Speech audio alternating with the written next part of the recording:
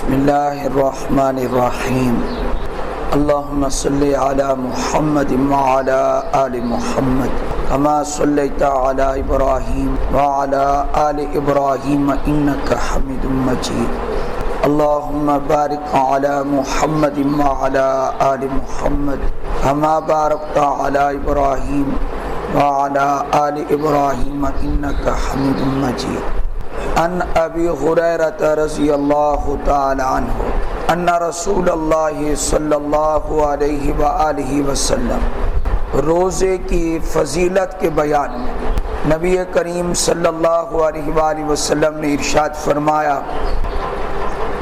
الصیام جنہ، روزہ ڈھال ہے۔ جس طرح ڈھال کے ذریعے آدمی جنگ میں دشمن کے وار سے حملے سے بچتا ہے، تو روزے کے ذریعے قیامت کے دن اللہ تعالی مسلمان کو جہنم کی آگ سے بچا لے گا۔ اس لیے اس مہینے کے روزے ایک تو نفل روزے نہیں ہیں، فرض روزے ہیں، اور فرض روزے اگر کوتاہی ہو گئی تو اس کا پھر کوئی مداوع نہیں ہے۔ جان بوجھ کے چھوڑنے والا بہت بڑے خسارے میں ہوگا۔ اس لیے رمضان کا روزہ کسی مسلمان کا نہیں چھوٹنا چاہیے۔ الصیام جنہ، روزہ ڈھال ہے، لہذا روزے کو بچاؤ۔ دنیا میں آدمی روزے کو بچائے تو قیامت کے دن روزہ اللہ تعالیٰ کے حکم سے ہمیں جہنم کی آگ سے بچائے گا۔ تو روزے کو بچاؤ۔ اب روزے کو کیسے بچانا ہے؟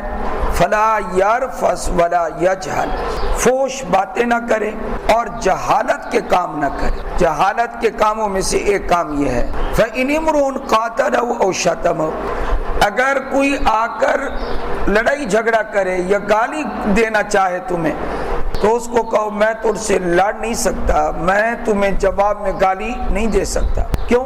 اس کی وجہ یہ فَلْيَقُلْ إِنِّي صَائِمٌ مرتين، اس کو کہہ دے انی صائم انی صائم، میں روزے دار ہوں، میں روزے دار ہوں، میں لڑائی کا جواب لڑائی سے نہیں دوں گا، میں گالی کا جواب گالی سے نہیں دوں گا۔ اس لیے کوئی کچھ کہہ لے تو روزے میں لڑنا جھگڑنا نہیں ہے۔ کوشش کریں اپنے ملازمین کو بھی گالی نہ دیں، روزے کے ساتھ گالی نہ دیں۔ اس کا یہ مطلب نہیں ہے کہ افطار کرنے کے بعد شروع ہو جائیں، مطلب یہ ہے کہ رمضان میں زیادہ احتیاط کریں، گالی کا جواب گالی سے نہ دیں اور لڑائی کا جواب لڑائی سے نہ دیں، پھر روزہ آپ کا محفوظ ہو سکتا ہے۔ اور اگلی فضیلت نبی پاک صلی اللہ علیہ وآلہ وسلم نے ارشاد فرمائی، اور انداز یہ تھا کہ آپ نے قسم کھائی ہے والذی نفسی بیدہ، قسم ہے اس ذات کی جس کے قبضہ قدرت میں میری جان ہے، لخلوف فم الصائم اطیب عند اللہ من ریح المسک، جیسے ہی زور کا وقت شروع ہوگا پیاس احساس کروائے گی اور تھوک خشک ہونا شروع ہو جائے گا، منہ خشک ہونا شروع ہو جائے گا، اور اس کی وجہ سے پھر منہ میں ایک بو پیدا شروع ہو جائے گی۔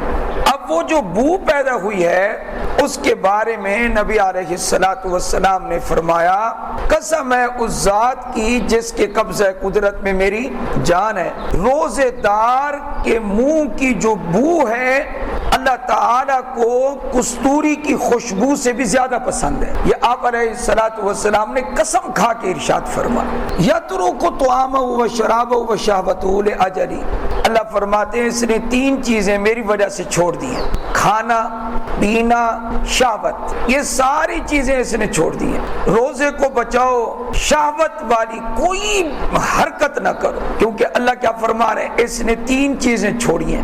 کون کون سی؟ کھانا پینا اور شہوت، اس نے تین چیزیں اللہ یہ خوش ہو کر فرما رہے ہیں من اجلی، اس نے یہ چھوڑی ہیں میری رضا کے لیے، مجھے خوش کرنے کے لیے۔ اور ظاہر ہے اللہ تعالیٰ کو خوش کرنے کے لیے بندہ بہت سارے کام جب چھوڑے گا تو اللہ تعالیٰ کے ہاں وہ روزہ مکمل ہوگا، وہ کامل ہوگا۔ اور فرمایا الصیام لی وانا اجزی بہ، اللہ فرماتے ہیں روزہ میرے لیے ہے اور میں اس کا بدلہ دوں گا۔ اللہ کے ہاں ایک قانون ہے کہ باقی جتنے اعمال ہیں قیامت کے دن ان کا بدلہ اللہ فرشتوں کو کہے گا میرے بندے کو نماز کا بدلہ دو، یہ انعامات ہیں نماز کے، یہ دے دو۔ حج کا ثواب، حج کے اوپر نعمتیں فرشتوں کو اللہ کہے گا دے دو، عمرہ کیا، صدقہ خیرات کیا۔ ایک عمل ایسا ہے کہ اللہ فرماتے ہیں میں فرشتوں کے سپرد نہیں کروں گا۔ اللہ فرماتے ہیں روزہ میرے لیے ہے اور اس کا بدلہ میں خود عطا کروں گا، میں فرشتوں کے ذمہ نہیں لگاؤں گا۔ اس سے اندازہ لگا لیں کہ روزہ کتنی بڑی عبادت ہے۔ بعض محدثین فرماتے ہیں وَأَنَا أُجْزَىٰ بِهِ، روزہ تو میرے لیے ہے اور میں خود اس کا بدلہ بن جاؤں گا، میں اللہ خود اپنے بندے کو ملوں گا، انعام میں ملوں گا، اور اللہ مل جائے انعام میں تو پھر ہر شے مل گئی۔ آج ایک نئی بات روزے کے بارے میں پڑھنے میں ملی ہے کہ اللہ تعالیٰ یہ کیوں فرماتے ہیں کہ روزہ میرے لیے، حالانکہ ہر عبادت اللہ کے لیے۔ تو پہلے جو ہم وجہ بیان کرتے تھے وہ بھی یہاں لکھی ہے، حضرت شیخ نے بھی لکھی، مولانا زکریا رحمہ اللہ نے۔ باقی عبادات میں ریاکاری ہو سکتی ہے لیکن روزے میں ریاکاری نہیں ہو سکتی، کیونکہ اس کی کوئی ظاہری صورت نہیں ہے۔ روزے میں کیا ریاکاری کریں گے آپ چل پھر رہے ہیں، آپ کا روزہ ہے، اس میں کیا دکھلاوا ہے؟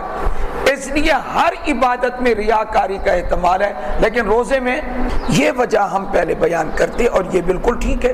لیکن جو آج نئی وجہ سامنے آئی ہے، عربی حاشیے میں لکھی ہے بخاری شریف کے، بڑی عجیب بات ہے۔ جب میں نے غور کیا تو مجھے سمجھ آئی ٹھیک ہے، یہ بہترین بات ہے۔ کیا فرمایا کہ مشرکین مکہ ہر قسم کی عبادت میں شرک کرتے تھے۔ سجدہ ہے تو بت کے سامنے کر دیا، نظر و نیاز اللہ کا حق ہے وہ کس کے لیے کر دیا؟ بت کے لیے کر دیا۔ یہ ساری عبادات وہ ان کے لیے کر، حالانکہ تلبیہ حج میں بھی اپنے بتوں کا نام لے لیتے تھے، حج میں بھی ملاوٹ کر دیتے تھے، لیکن آج تک یہ کہیں بھی نہیں آیا کہ کسی مشرک نے کسی بت کے لیے، غیر اللہ کے لیے روزہ رکھا ہو۔ یہ روزے کی عبادت صرف اور صرف اللہ کے لیے، اس لیے اللہ نے فرمایا الصوم لی وانا اجزی بہ، روزہ میرے لیے ہے اور میں خود اس کا کیا دوں گا؟ بدلہ۔ اور اللہ کے ہاں ایک قاعدہ اور ضابطہ ہے والحسنۃ بعشر امثالها، ایک نیکی کرو تو کم سے کم اس کا بدلہ 10 گنا ہے۔ یہ حدیث آج مکمل ہوگی۔ مثلا ہم نے ایک نماز پڑھی ہے، اللہ تعالیٰ نے کم سے کم ایک نماز کا جو اجر دینا ہے وہ 10 نمازوں، یہ کم سے کم درجہ ہے۔ ایک روزہ رکھو، کم سے کم 10 روزوں کا ثواب ہے۔ ایک مرتبہ کلمہ پڑھو لا الہ الا اللہ محمد الرسول اللہ، تو اس کا کم سے کم بدلہ ایسے ہوگا کہ تم نے یہ کلمہ 10 مرتبہ پڑھ لی۔ اس سے زائد وہ اللہ جانے، جتنا اخلاص ہوگا، جتنی محبت سے پڑھے گا، اللہ اتنا اس کو اجر عطا فرمائے۔ اور ساتھ ہی ایک مسئلہ بھی عرض کر دیتا ہوں، وہ یہ کہ اگر قے آ جائے تو روزہ نہیں ٹوٹتا، اگر منہ بھر کر قے آ جائے تو وضو ٹوٹ جاتا ہے۔ یہ دونوں باتوں میں فرق سمجھ لیں، منہ بھر کر بھی اگر قے آ جائے تو روزہ نہیں ٹوٹتا۔ ہاں کوئی آدمی جان بوجھ کر قے کرے اور وہ منہ بھر کر آ جائے، جان بوجھ کر جو کی ہے اور منہ بھر کر آ گئی، اس سے روزہ